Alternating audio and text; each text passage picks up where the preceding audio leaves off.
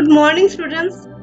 It is rightly said, if language is a flower, then without grammar, it will not smell. So today, I would like to introduce you to a grammatical topic.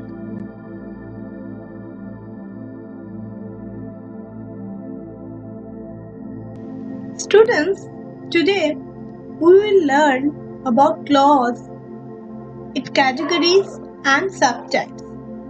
Let's see how can we understand the concept of clause easily.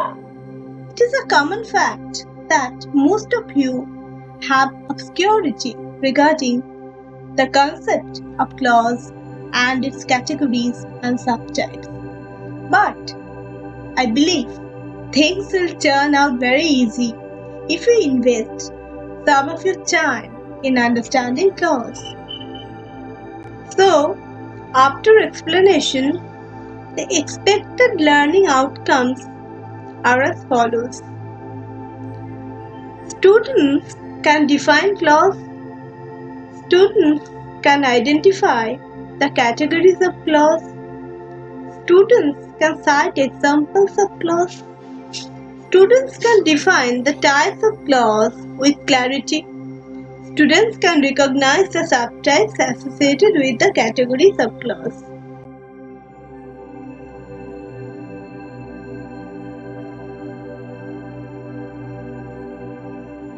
Now let's start. What is a clause?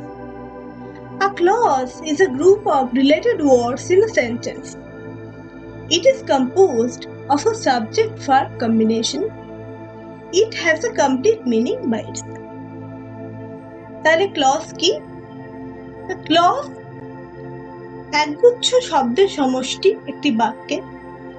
এটা এই বাক্যে যে clause রয়েছে তাতে subject verb combination থাকাটা mandatory এবং সেই ক্লজের একটি সম্পূর্ণ মানে থাকতে হবে।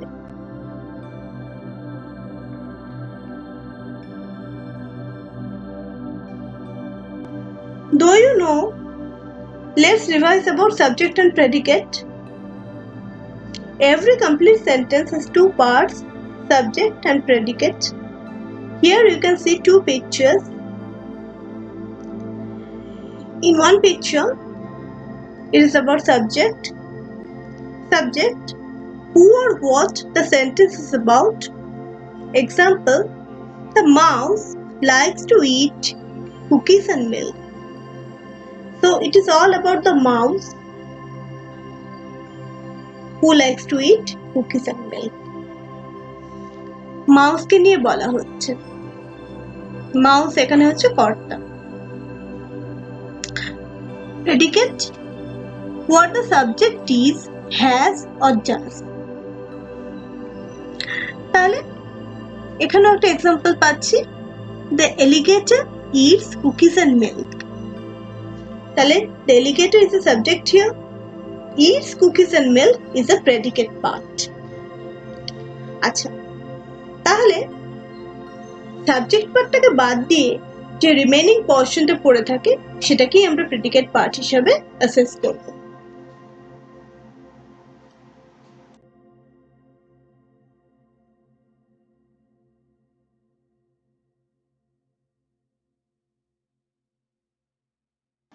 Now, let's come to the context of clause again. I go to school every day. Is it a clause? Let us see whether it fulfills three conditions. It is consisted of a group of words. Is it consisted of a group of words? Yes, it does. Okay. There is a subject-verb combination. Yes, you can see I here is a subject and go here is a verb. Okay. It is an expression of a complete meaning by itself. That is also true. It expresses meaning in whole, so it can be considered as a clause.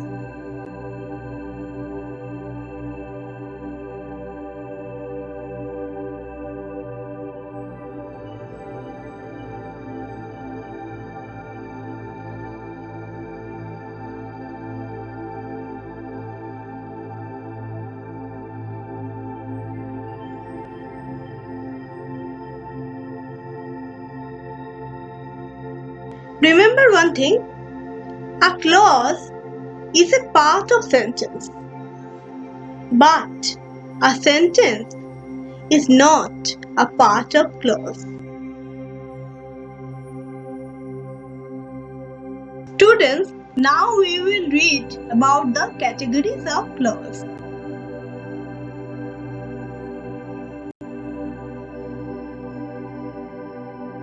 Clause can be divided into two main categories.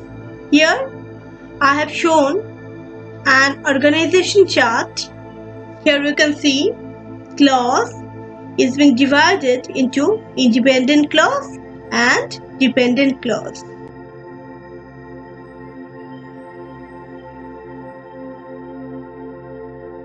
Let's look at the two models for your easy understanding of the categories of clause.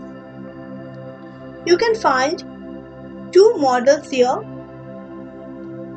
A model wearing a green shirt, whereas a model wearing a sky blue shirt carrying a baby. So the model with the green shirt stands alone without anyone's help.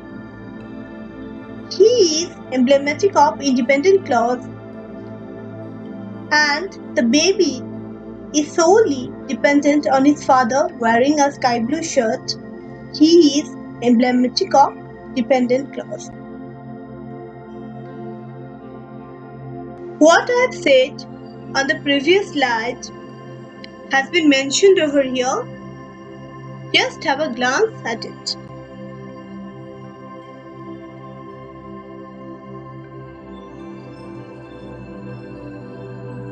What is a principal or independent clause? A principal or independent clause is a type of clause that can stand completely by itself without depending on others.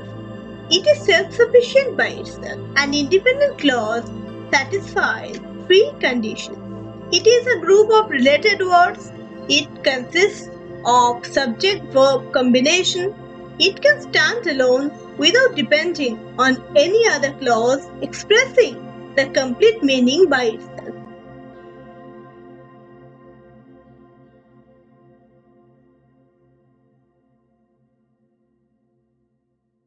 Now, what is dependent or subordinate clause?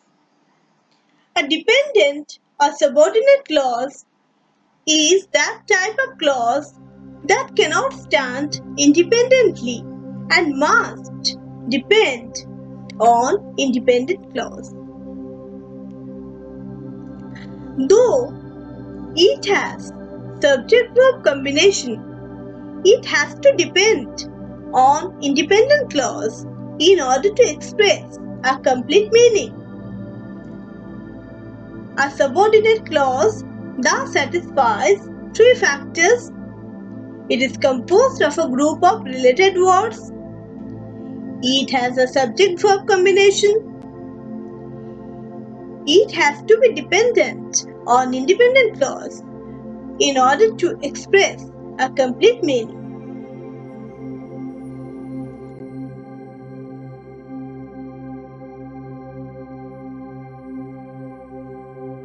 Now we can find some examples of principal clause or independent clause and subordinate clause or dependent clause. You can find a tabulation here which is divided into two parts, carrying principal clause on the left side and subordinate clause on the right side. So the principal clauses are solely dependent on themselves only, but subordinate clauses are highly dependent on principal clauses. So let's take an example. I knew that he wanted to go home. I knew can stand alone by itself. But the subordinate clause that he wanted to go home cannot stand alone by itself. It has to depend solely on the principal clause I knew. There are a number of examples here. He succeeded because he worked hard. He was contented although he was poor. He never understood how this came out. She was telling us that she knew the secret of his birth. The children were crying because they were hungry. The train had left before I reached station. The patient had died before the doctor came. I would do this if I were allowed. So these are the examples of principal and subordinate clauses. So you must remember one thing, that principal clauses can stand alone by themselves without depending on any other clause, but subordinate clauses cannot stand alone. They have to depend on the principal clause.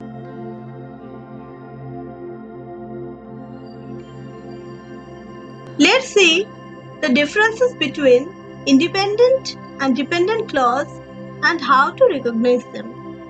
Here you can also find a table divided by a line. In the left side lies the independent clause and in the right side there lies dependent clause. An independent clause is a group of words that contains a subject and a verb. An independent clause is a sentence. A dependent clause is a group of words that contains a subject and a verb. A dependent clause cannot be a sentence. Next point, there are three characteristics or components that independent clauses have. A subject, it gives information on what the sentence is about. Number 2, an action or predicate, it gives information on what the subject is doing. Number 3, conveys a complete thought. It gives information on what is happening in the sentence. Now, dependent clauses are dependent because of the presence of a marker word. Now, what are the marker words? The words like because, after, before, since, in order to, although, though, whenever, wherever, whether, while, even, though, even, if, etc.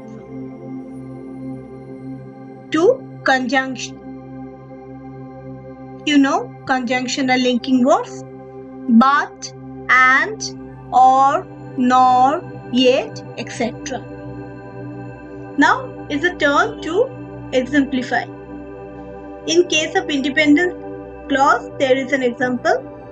I forgot my homework.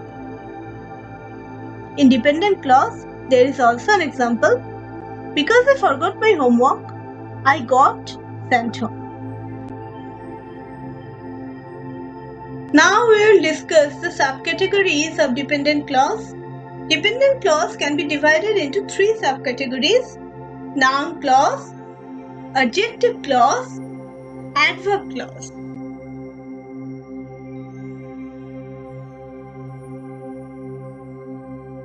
So, the clause that acts as a noun in a sentence is a noun clause. Noun clause can be used as a subject, object, and complement. Now, noun clause as a subject. Whatever you did is a punishable offense.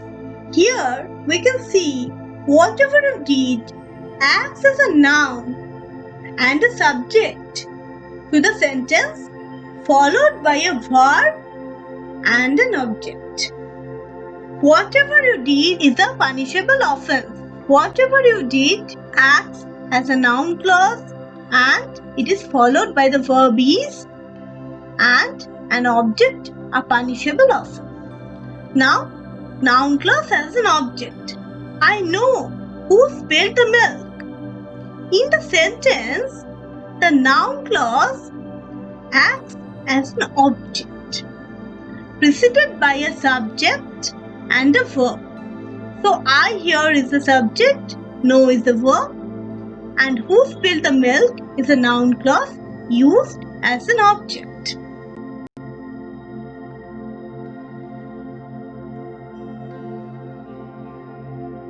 Now, noun clause as a complement. A complement clause is always introduced by a complementizer, like the words that or whether. Noun clause is a complement. Noun clause as a complement completes the meaning of a noun. Example, the claim that the sun revolves around the earth was once considered as a truth. Here it completes the meaning of a noun.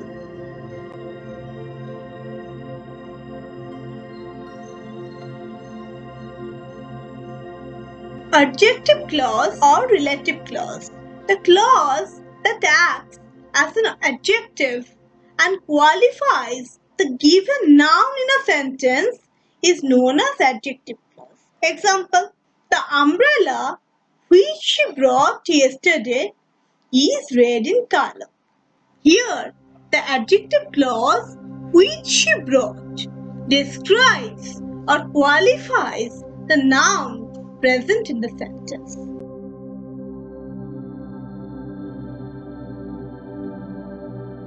Now, adverb clause. The clause which acts as an adverb, that is, modifies verb, adjective or another adverb in the sentence is known as adverb clause. Example, they play when afternoon arrives. Here, when afternoon arrives, the clause describes the verb about the time of playing, thus modifying the verb in the sentence.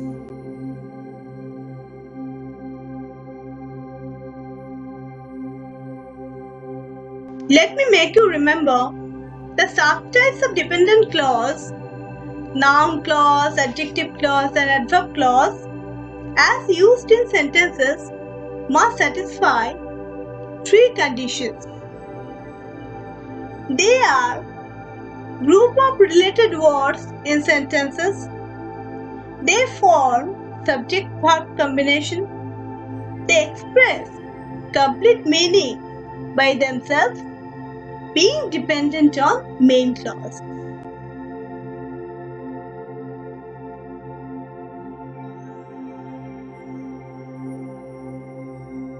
Now, it is the time for assignments. In assignment 1, you have to underline the independent clause once and the dependent clause twice in each sentence below.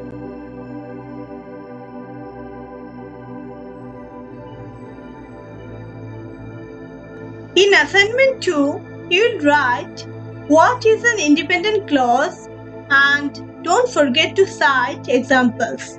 And you will underline the independent clause in each sentence below.